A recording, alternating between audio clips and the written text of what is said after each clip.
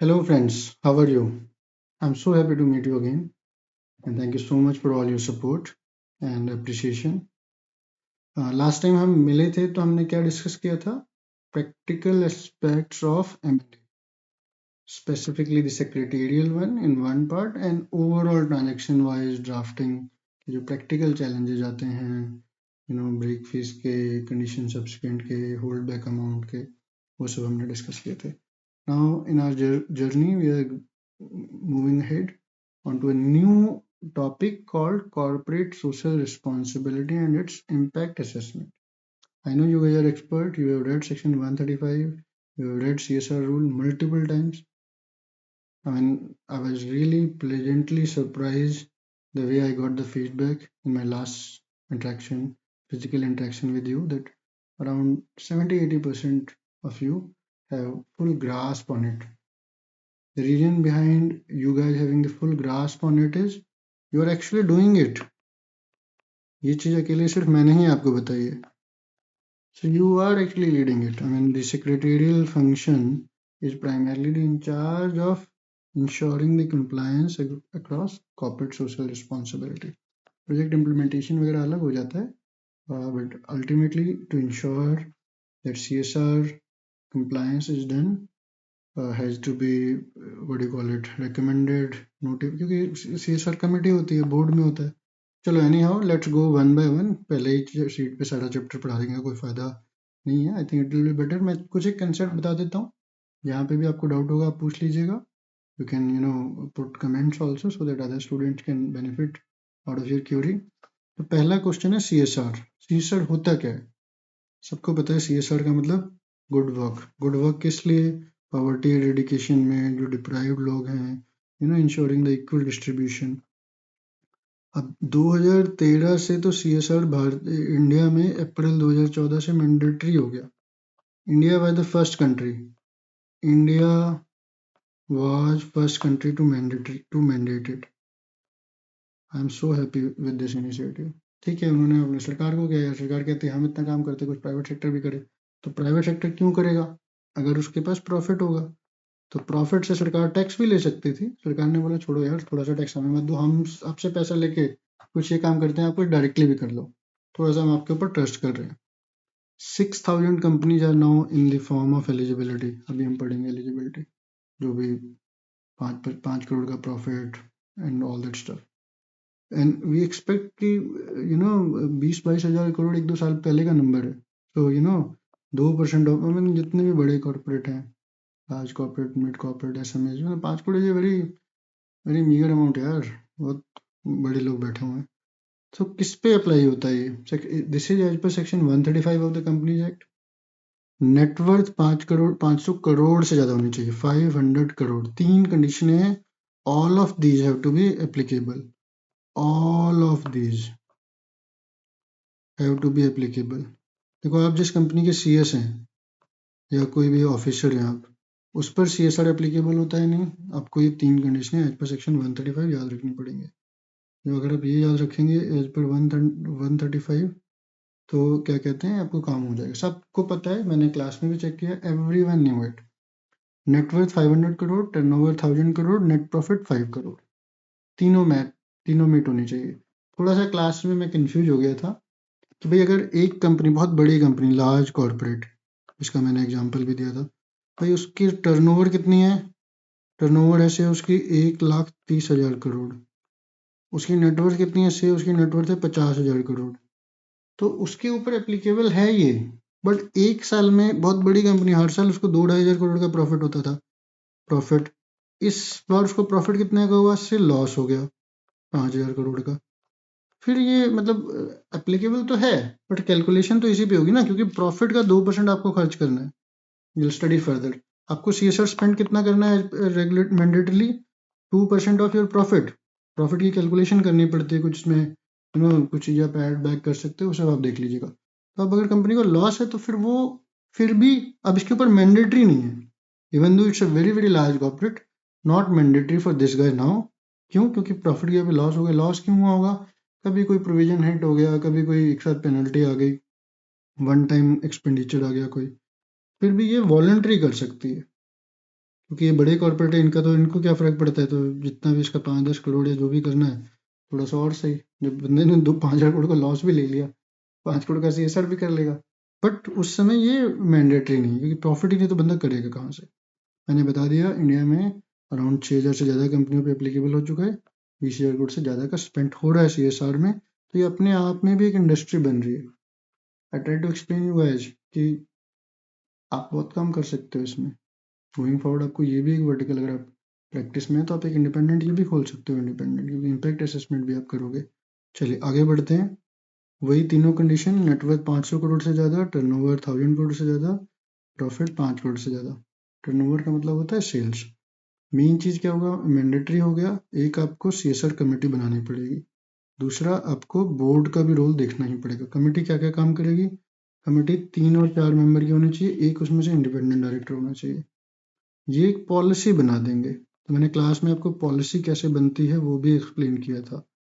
अभी हम उस पर भी थोड़ा सा ब्रॉड डिस्कस कर लेंगे, but you know how to make a policy. तो ये नहीं बनाएगा, ये कमेटी नहीं बनाएगी, बना तो कमेटी रही है, बट अब CS डिपार्टमेंट या फिर जो भी प्रमोटर के साथ, या जो मेन आपका सीनियर मैनेजमेंट है उसको दिखा के CS ने बनानी है पॉलिसी, फिर वो CSR को, बोर्ड को, मतलब बोर्ड की कमेटी को अपने डाल दिया, कमेटी इसको बना के रेकमेंड कर देगी। Recommend activities amounting to expenditure, you know ideally ये नीचे से ही जाएगा, बट हाँ बोर्ड में अगर कोई एक समझदार बंदा बैठा है, they had also guided you, चलो मान लेते हैं कि बोर्ड समझदार है, तो बोर्ड ने आपको गाइड कर दिया नीचे से, तो ये सारी एक्टिविटीज वगैरह आप CSR कमेटी को डाल के, पर देर गाइडेंस, तभी तो वो अप्रूव करेंगे। अगर उन्होंने कोई सजेशन दे दिया तो वो आ गया। और CSR पॉलिसी को मॉनिटर करना, तो मॉनिटर बोर्ड तो करेगा ही करेगा, और नीचे मैनेजमेंट भी करेगी, बट एक्चुअली कॉर्पोरेट में सारा काम एक इफेक्टिव अगर बोर्ड होता है तो वो करता है। और मेन बोर्ड का काम क्या, एक्चुअली तो ये भी बोर्ड ही है, बट ये बोर्ड की कमेटी है। सपोज बोर्ड में 10 मेंबर थे, इन्होंने 3 मेंबर की कमेटी बना दी, तो ये 95% काम आप कर लो, हमें बता देना, अगर कुछ सजेशन है तो ठीक है, नहीं तो वो सब पास हो जाती है जनरली। अगर इसमें एक स्ट्रांग बंदा है, एक one of the main guy there, तो जनरली इसमें कोई कमेंट नहीं आएगा, तो इसको आप 98% भी कह सकते हो, तो बोर्ड में पास होनी पड़ेगी। बिकॉज ये कोरम, अगर 10 में से आपने, कमेटी का कोई मिनिमम साइज होता है, मैक्सिमम साइज तो होता नहीं। अगर आपने इसमें सपोज 8 लोगों का बोर्ड है, इसमें आपने 5 ले लिए, तो ऑटोमेटिकली अप्रूव्ड है विद इन कमेटी को। I hope you got the point. अब CSR एक्टिविटीज क्या होती हैं, सो आपको पता ही है, कोई भी आप जेंडर इक्वालिटी पे काम कर लो, आप एनवायरनमेंट पे काम कर लो, एम्प्लॉयमेंट पे काम कर लो, पावर्टी सबसे बड़ी चीज़ है, एजुकेशन को आप इम्प्रूव करा लो, HIV एड्स भी था, COVID-19 भी था, मोर्टेलिटी से बढ़ने के लिए कोई सोशल, आपको पता है CSR क्या होता है, चैरिटेबल काम ज़्यादातर इसमें क्वालिफाई करेंगे, प्रोवाइडेड वो काम इंडिया में हो रहे हैं। कितना स्पेंड करना है, इंडिया में हो रहे हैं। कितना स्पेंड का, एक एक्सेप्शन है इसमें, अगर जो स्पोर्ट्समैन है वो अगर बाहर कहीं दुनिया, इंडिया से बाहर जाके आउटसाइड इंडिया ट्रेनिंग ले रहे हैं, आप उसको भी स्पॉन्सर कर सकते हो, that will also come as CSR activity, means exclusively for employees and their families will not qualify. अब ये नहीं हो सकता कि भैया एजुकेशन है, आपने इनडायरेक्ट सैलरी दे दी, फिर तो मतलब वो सैलरी दे देते ना उनको, आप मतलब थोड़ा सा रिस्ट्रिक्शन डाला है। अगर वो उन्हीं का बच्चा, आपके एम्प्लॉय का जो बच्चा है वो आपके किसी पर्टिकुलर स्कूल में पढ़ रहा है, वो that all will qualify, but exclusive नहीं हो सकता। Yes, the main word is exclusive. अकेले सिर्फ एक्सक्लूसिव एम्प्लॉय के लिए कर रहे हो, फिर थोड़ा सा लगता है कि यार ये आप थोड़ा सा वो एम्प्लॉयमेंट एंगल आ गया। फिर ये format of the board report, board को भी अपनी CSR रिपोर्ट अपनी एनुअल रिपोर्ट में प्रेजेंट करनी पड़ती है।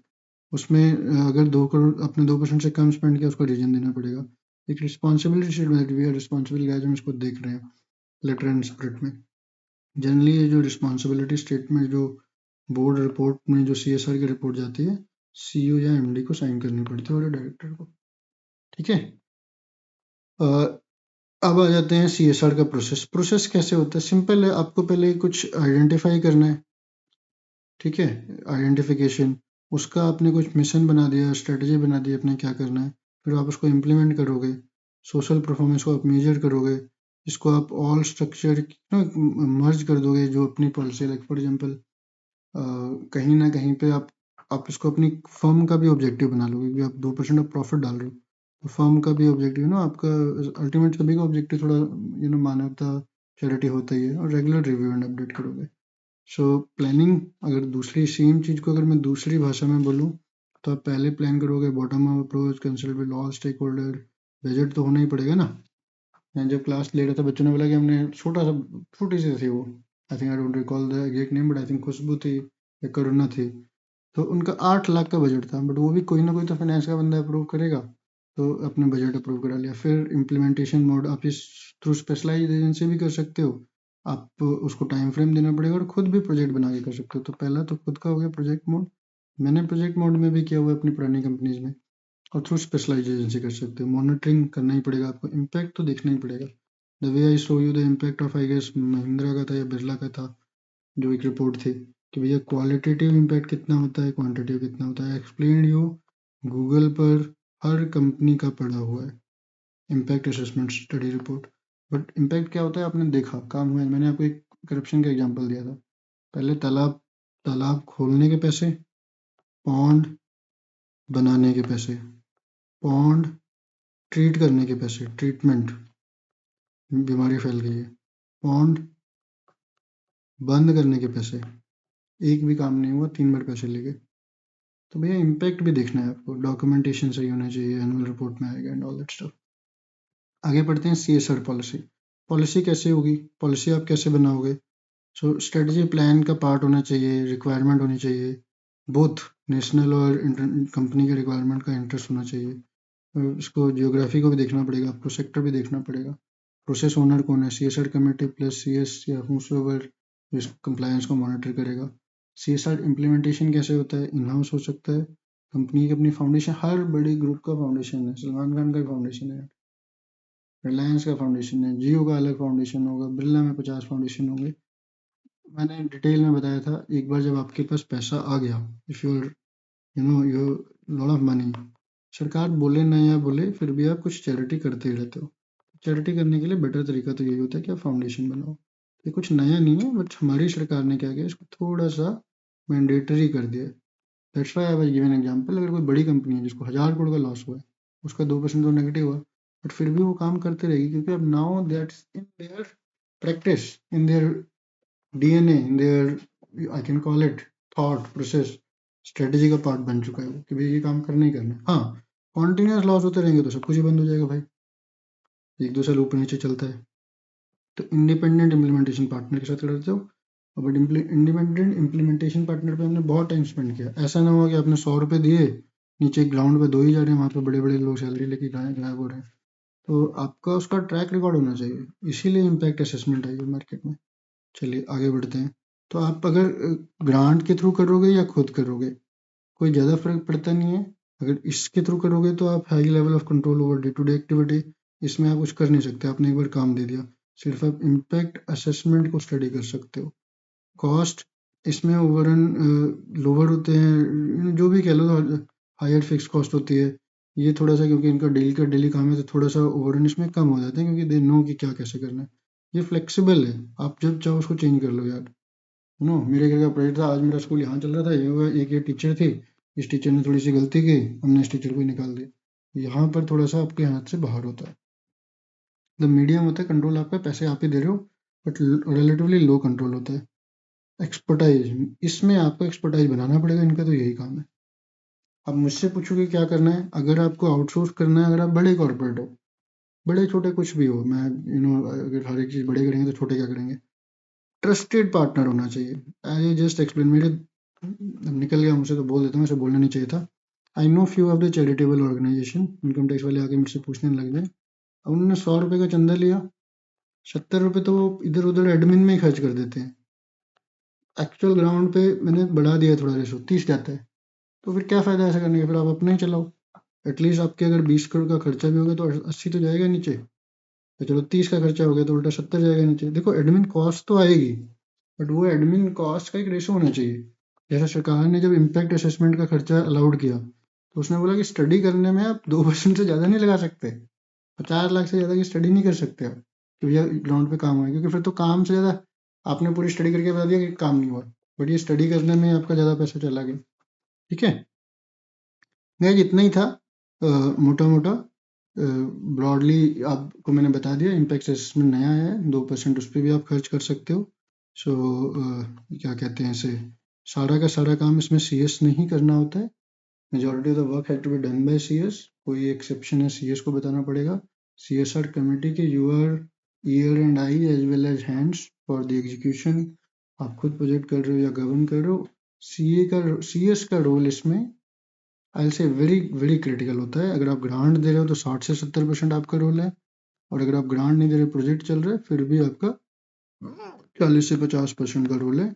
Making compliance 100% is CS responsibility, और कोई नहीं आएगा। पता ही नहीं होगा उनको 135 क्या होता है।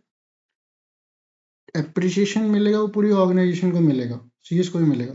बट अगर आपका नॉन कंप्लायंस हो गया तो CS की साख या CS की रेपुटेशन को ज्यादा फर्क पड़ेगा, because everyone would want actually to be adhered to this principle, क्योंकि एप्लीकेबल ही तभी होता है जब प्रॉफिट हो रहा है।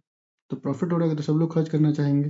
तो with respect to time, with respect to policy, with respect to implementation, impact assessment, I will say you, आप उसमें अंदर घुसो, you take charge, be part of the operational management committee and work like a senior compliance officer, senior company secretary, a senior management member to get this initiative of the government successful.